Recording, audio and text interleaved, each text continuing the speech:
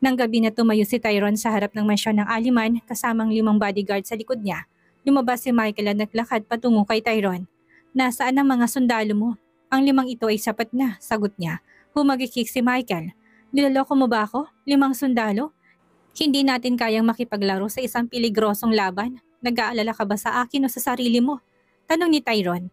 Tungkol sa iyo, syempre, meron akong sapat na mga sundalo upang ipagtanggol ako kung sakaling ang mga bagay hindi mangyayari ayon sa plano. Sabi niya, huwag mo kong alalahanin, pwede na ba tayong umalis? Tanong ni Tyrone, kung may mangyari man sa iyo sa West Hill, sana hindi mo ko sisihin, sabi ni Michael.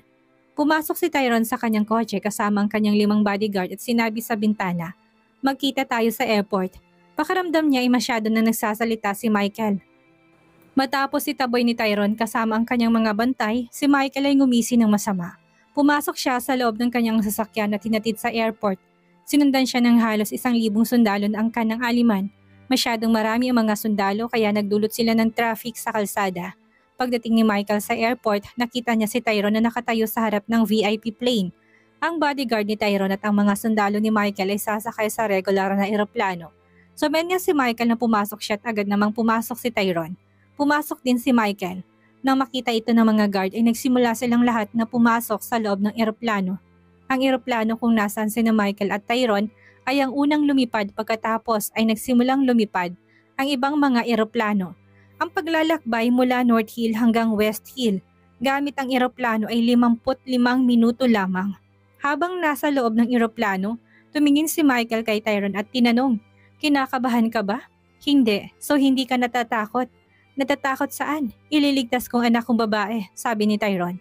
Well, ang pagiging isang god of war ay hindi mahalaga sa West Hill. Tulad ng sinabi ko, ang kanilang hari ay literal na isang diablo, sabi ni Michael. Bakit mo sinasabi sa akin ito? Sinabi mo na sa akin ang tungkol dito, sagot ni Tyrone. Humalakhak si Michael at umiwas ang tingin sa kanya. Mamimiss kita. Nilingon siya ni Tyrone at tinanong, anong ibig mong sabihin? Malalaman mo din.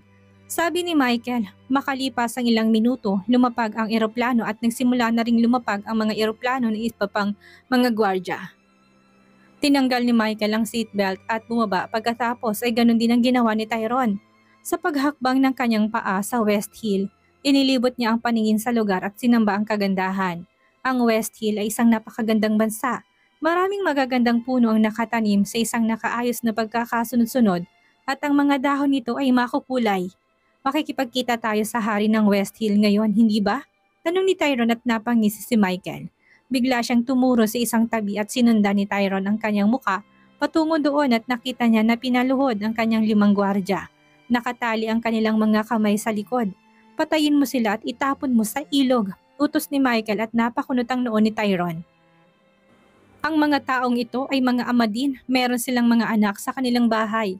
At naging guards ko lang dahil sinusubukan nilang mabuhay. Anong ginawa nila upang maging karapat-dapat sa kamatayan? Tanong ni Tyrone, mukhang hindi mo naintindihan ang sitwasyon ng mga bagay dito. Hindi lang sila mamamatay. Mamamatay ka rin, deklara ni Michael. Gusto mo akong patayin? Tanong ni Tyrone sa kanya. Oo, kahit nakapatid kita, sa tingin ko mas mabuti pang mamatay ka na. Bakit? Para mapasakin lang si Alyssa. Tandaan mo noon pa man ay gusto kitang mawala pero kahit na anong mangyari, lagi kang nakakatakas dito. Bilang makapangyarihang tao sa North Hill, makakaligtas ka ba ng 100 putok ng baril? Dahil sa sandaling umalis ako dito, babarilin ka at mamamatay ka. Sabi ni Michael, gusto mong patayin ng sarili mong kapatid dahil sa isang babae? Tama si Alyssa, mamamatay tao ka at palagi kang magiging ganun. Ani Tyrone. I'm sorry kuya, batiin mong great-grandfather natin sa kabilang mundo. Sabi ni Michael at umatras. Ang maraming sundalo na angkan ng Aliman ay agad na nagtutok ng baril kay Tyrone. Muli siyang umatras at lahat sila ay kinasa ang baril. Hayaan mo ang mga inosenteng lalaking ito, pakiusap. Pakiusap ni Tyrone sa ngalan ng kanyang mga gwardya. Kinuha ni Michael ang baril mula sa isang gwardya na mas malapit sa kanya't binaril ang 5 lalaki sa ulo. Labis na kirot ang naramdaman ni Tyrone nang makitang bumagsak ang kanyang mga bantay sa sahig. Ginawa lang ni Michael na balo ang kanilang mga asawa at walang ama ang kanilang mga anak dahil lang sa babae. Ang kanyang sariling kapatid ay naging isang demonyong uhaw sa dugo. Sobrang nadismaya si Tyrone kay Michael. Nagsimulang umatras si Michael. Kapag sinigaw ko ang salitang shoot, maraming balang ilalabas ng mga tauhan ko sa katawan mo. Muli, namimiss kita, Tyrone Aliman. Maya-maya ay nakatayo na si Michael sa likod ng mga sundalo at saka tinanong si Tyrone sa malakas na boses. May mga huling habilin ka ba, kuya? Dahil medyo malayo ang distansya ni na Tyrone at Michael, sumigaw si Tyrone. Kailangan kong ipasa mong isang mensahe kay Eliza pagkatapos ng aking kamatayan. Ayoko magsisinungaling ako kay Eliza na pinatay ka ng hari ng West Hill at hindi ibibigay ang katawan mo para sa amin.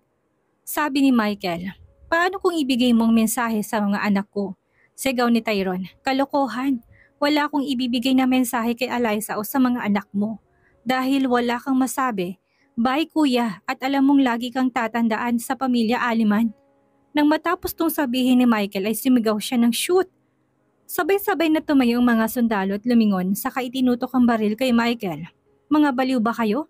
Nawawala na ba kayo sa tamang pag-iisip? Bakit sa akin nakatutok ang baril? Galit na tanong ni Michael sa mga guard. Nakita ni Tyrone kung gaano nataranta si Michael at lumapit siya sa bangkay ng 5 tauhan niya at lumuhod sa harap nila. Nangangalit siya sa sakit. Hindi ko alam na papatay niya talaga kayong lahat. I'm so sorry. Ako nang bahala sa pamilya niyo. Tumayo si Tyrone at naglakad patungo sa mga nakatayong sundalo na nakatutok ang baril kay Michael. Mabilis silang naghanda para sa kanya pagkatapos ay nakatayo na siya ngayon sa harap ni Michael. Akala mo ba mas matalino ka sa akin? Gusto mo akong papuntahin dito sa West Hill para mapatay mo ko, hindi ba? Akala mo ba napakatanga ko para hindi ko maisip ito? Tanong ni Tyrone at kumunot ang noo ni Michael. Nagtaka si Michael kung paano nagawa ni Tyrone na magrebelde ang sundalo ng Aliman laban sa kanya. Sa totoo lang, inutusan ni Tyrone si Benji na pagbantaan ng pinuno na sundalo ng Aliman. Kasamang kanyang pamilya na kung hindi siya magre-rebelde. Laban kay Michael, lahat ng kanyang pamilya ay mamamatay. Ang pinuno ng mga sundalo ng angkan ng Aliman ay lihim na nagsabi sa kanya, mga nasasakupan ng maghimagsik laban kay Michael. Pagkatapos ng lahat, hindi talaga nila gusto si Michael dahil sa kanyang kayabangan at dahil sa kung ano ang ginawa ng kanyang ama sa kanila. Ang ama ni Michael, kahit ito ay kasal, siya ay bakla. Dati niyang binaboy ang maraming batang lalaki at maraming gwardya at pinagbabantaan na huwag magsalita. Sa totoo lang, biktima rin si Tyrone. 4 na taong gulang siya nang maging biktima siya ng malupit na gawain ng ama ni Michael. Hihilahin siya ng ama ni Michael sa isang pribadong kwarto. Sabihin sa kanya kung gaano siya kagwapo at ibababa ang kanyang pantalon. Pagkatapos ay bababuyin ang dating batang si Tyrone. Ito ay isang kakilakilabot na karanasan. Ngunit naglakas loob si Tyrone na hindi umamin sa kanyang mga magulang noon. Dahil sa takot na baka masaktan siya ng ama ni Michael.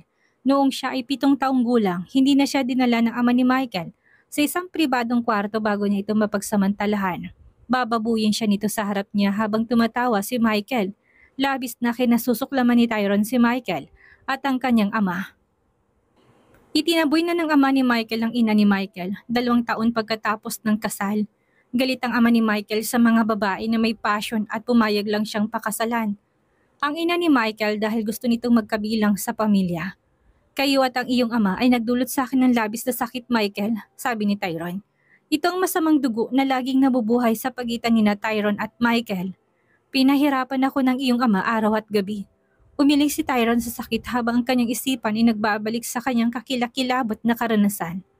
Lagi kong pinipigilan ang sarili ko na sirain ka dahil ang totoo kapatid kita. Pero sinubukan mo kong patayin ng una at ngayon gusto mo na akong tuluyan? Hindi ko alam kung sinong pinakamasama sa pagitan ng iyong baklang ama o ikaw, sabi ni Tyrone. Lalong bumilis ang tibok ng puso ni Michael sa mga sandaling ito. Gusto rin niyang pag-usapan kung paano siya nasaktan ng gusto ni Tyrone noong nakaraan ngunit hindi niya magawang magsalita. Hindi niya alam na baka gusto siyang patayin ni Tyrone. Agad na tumalikod si Michael at nagsimulang tumakbo palayo. Parehong mabilis na tumakbo ang mga sundalo at si Tyrone papunta sa kanya. Kung mayroon mang iniregalo kay Michael, ito ay bilis. Siya ay palaging nanalo sa mga larong pang-atleta ng mga araw niya sa high school. Tumakbo na napakabilis si Michael at kalaunan ay pumasok sa loob ng kakahuyan. Nagsimula siyang tumakbo at patuloy na umaasa na makakahanap na isang ligtas na lugar na mapagtataguan. Biglang bumalik ang tadhana laban sa kanya. Napagtanto niya na nasa burol nga pala siya at may ilog na malalim. Sa ilalim ng burol, kung may mahulog mula sa tuktok ng burol na ito, mamamatay sila bago pa man sila makarating sa ilog. Lumingon siya mula sa babagsakan ng burol at nakita niyang naabutan na siya ng mga sundalo. Wala nang matatakbuhan. Humarap muli sa kanya si Tyron at sinabi ngayon, "Saan ka tatakbo? Papatayin mo ba ako? Kung gagawin mo, magiging mamamatay tao ka rin." "Ano nga ba ang pagkakaiba natin?" tanong ni Michael. "Hindi ako mamamatay tao. Kahit na pinatay mo si Casper at pinatay mong 5 sa aking pinakatapat na tao, hindi kita papatayin. Pero hahayaan kitang magdusa. Hindi ako katulad mo. Hindi kami magiging katulad mo, Michael." Ngayon, bumalik na tayo sa North Hill. Sabi ni Tyrone at sinabi sa mga kawal, "Itali niyo siya saglit." Biglang sumigaw si Michael kaya napatigil ang mga sundalo. "Paano mo pinlano na pahirapan ako?" Natakot si Michael na gawin masyadong miserable ni Tyrone ang kanyang buhay na kahit na ang clan master ng Aliman ay hindi siya maililigtas. "Malalaman mo kapag nakarating na tayo sa North Hill." Natakot si Michael at biglang may pumatak na luha mula sa kanyang mga mata. "Nabaliw na ako dahil sa pag-ibig. Nakapatay ako ng tao. May mga dugo sa kamay ko ng mga inosenteng tao. Lahat ng dahil sa pag-ibig." Ang paligid ay naging tahimik. Pinagmamasdan lang siya ng maigi. "Tyron, sabihin mo kay Lolo na mahal ko siya at namimiss ko siya. Sabihin mo kay Eliza na patawarin mo ako sa lahat ng maling gawain ko. Pagdating ko sa kabilang mundo, hihingi ako ng tawad kay Casper at sa mga tauhan mo na pinatay ko," sabi ni Michael. "Ano bang sinasabi mo, Michael? Huwag kang kumilos ng walang katwiran." Humakbang si Tyron palapit sa kanya. Sinusubukan sunggaban siya. Ang mga salita ni Michael ay parang magpapakamatay siya at naramdaman niyang handa na siyang sumuko sa buhay. Gayunpaman, umatras si Michael. Halos mahulog ang kanyang mga paa sa burol. "Michael, wag! Huwag ka magpapakatanga. Hindi opsyon ang kamatayan." "Saglit lang, okay? Nagkakamali ka." "Oo, pero hindi opsyon ang kamatayan." May ingat na hakbang ang ginawa ni Tyron sa kanya. Umiling si Michael at sinabi ang kanyang huling mga salita. "Nagkasala ako sa Diyos at sa tao." Pagkatapos ay hinayaan niyang mahulog ang katawan niya sa burol. "Hindi, hindi!" Sumigaw si Tyron at tumakbo sa dulo ng burol, ngunit mabilis siyang hinawakan ng mga sundalo. Napaluhod siya at hinawakan ng kanyang mga buhok. Napaungol siya sa matinding sakit habang ang mga alaala ng mga araw nila ni Michael ay namamayani sa kanyang isipan. Sina Tyron, Michael at Casper ay talagang mga flower boy noong high school days nila. Best of friends sila at akala nila pwede sila maging best of friends forever. Pero ang nangyaring mga bagay na hindi nila inaasahan at ngayon, patay na sina Casper at Michael. Napakasama ng pakiramdam ni Tyron. Kahit na binalak niyang parusahan si Michael, wala siyang planong patayin siya. Oo, napatay na niya si Casper at ang 5 niyang bantay pero wala pa rin siyang planong patayin ang sarili niyang kapatid. Paano niya sasabihin kay Lord Joaquin na patay ng apo niya? Paano bibigyan si Michael ng wastong libing kung isa sa alang-alang ang katotohanan ng kanyang bangkay ay hindi mahahanap? Tumayo si Tyron na may malungkot na puso.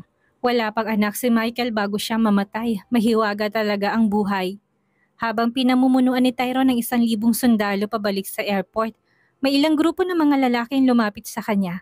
Mga ilang daan sila at nakasuot sila ng itim na pang-itaas at itim na pantalon na may baril sa kanilang mga kamay. Huminto si Tyron, gayon din sa kanyang mga tauhan. Nasa likod niya lahat ng mga tauhan niya. Ang mga lalaking nakaitim na nakatayo sa kanyang harapan ay biglang humakbang at isang lalaking nakasakay sa kabayo ang lumitaw sa harap ni Tyron. Siya ay may korona sa kanyang ulo at ang regalya sa kanya ay nagmukhang isang hari. Iniisip ni Tyron kung maaari siyang maging hari ng West Hill. Bumaba ang lalaki mula sa hari at naglakad patungo kay Tyron. Nakatayo sa harap niya. Ngumiti siya at sinabing, "Marami na ako narinig tungkol sa iyo, Tyron Aliman. Ganun ba?" Tumango ang lalaki sa harap niya at sinabing, "Nabalitaan ko kung paano ka napatunayang God of War sa East Hill. Ako ang hari ng West Hill."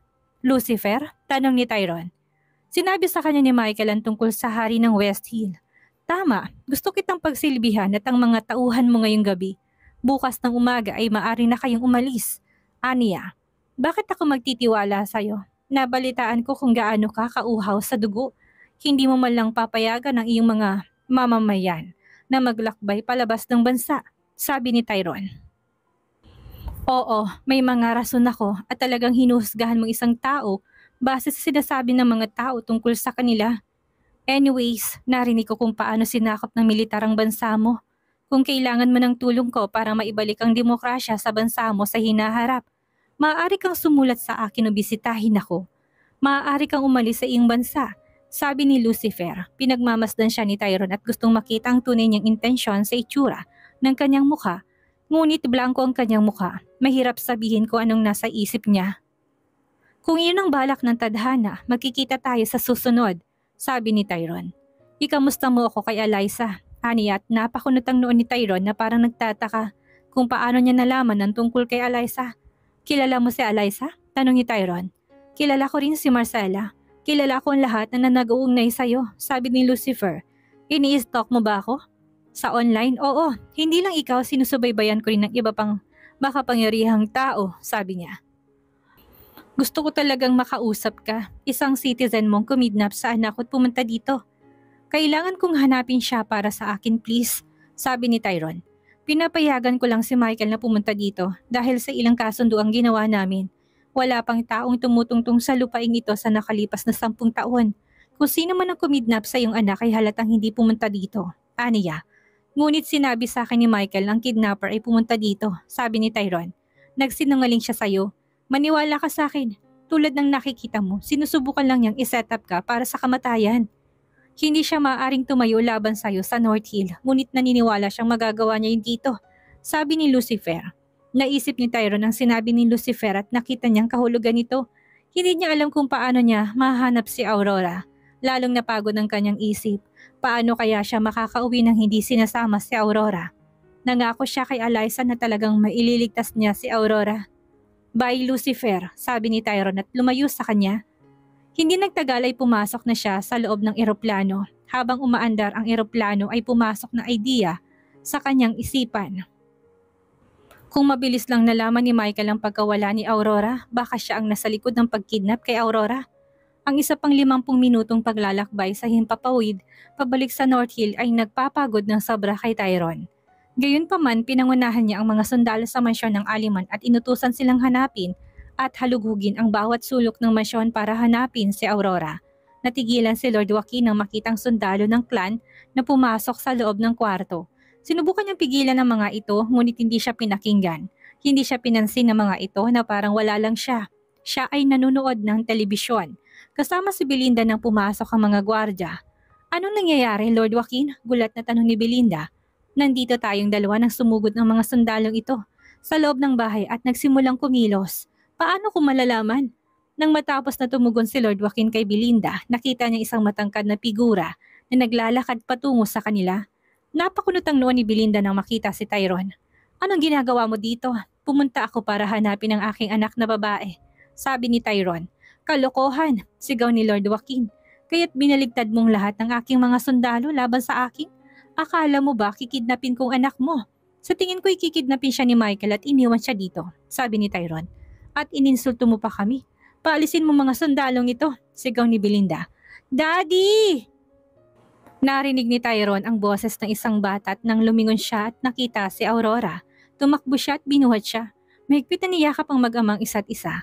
Parang hindi sila nagkita sa nakalipas na 10 taon. Halos mangiyak-ngiyak si Tyrone pagkaraang yakapin ng maraming segundo si Aurora. Marang hinilan niya ito pabalik at sinabing, "Oh Aurora, Aurora ko." Magilaw nitong sabi, tinalikan siya sa pisngi. "I miss you so much. Patawarin mo ako dahil hindi kita nagawang protektahan." Humingi ng tawad si Tyrone. "Daddy, I miss you too. Kamusta si Mommy pati na rin ang mga kapatid ko? Sobrang miss ko na sila. Pilit ako nila yun ng isang lalaki sa bahay ni Eliza at hindi ako binitawan. Nasaktan ka ba?"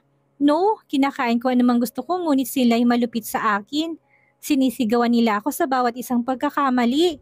Ulat ni Aurora. Ito ang 2 matandang lalaki at babae, tama?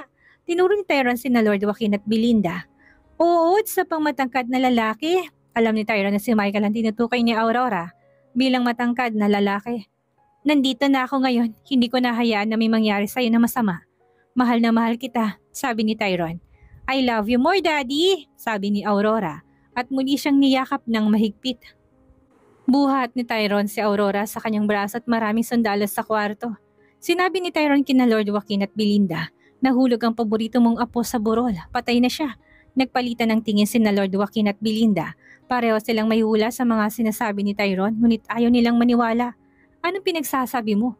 Tanong ni Lord Joaquin. Patay na si Michael. Sumigaw si Lord Joaquin at tumayo. Naglakad siya papunta kay Tyrone at hindi makapaniwalang sinabi. Hindi, nagbibiro ka lang. Tumayo din si Belinda. Pinatay mo ba siya? Pinatay mong apo namin dahil nagsiselos ka sa kanya? Hindi ko siya pinatay. Nahulog siya sa burol.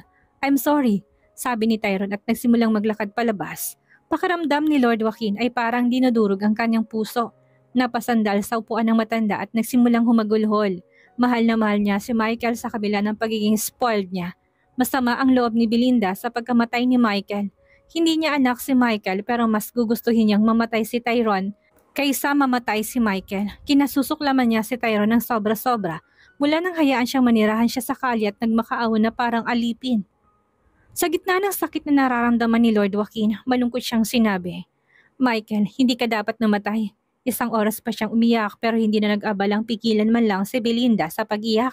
Umupo lang siya sa tabi niya na malungkot. Tyrone, pinatay mo si Michael. Sigurado ako doon. Pagbabayaran mo ito ng buhay mo. Pati na ang buhay ng mga anak mo at buhay ng babaeng mahal mo. Sumpa ni Lord Joaquin. Ano kayang mangyayari ngayong patay na si Michael? Ano ang gagawin ni Lord Joaquin ngayong sukdulan? Ang galit niya kay Tyrone. Yan ang ating aalamin sa susunod nating kabanata.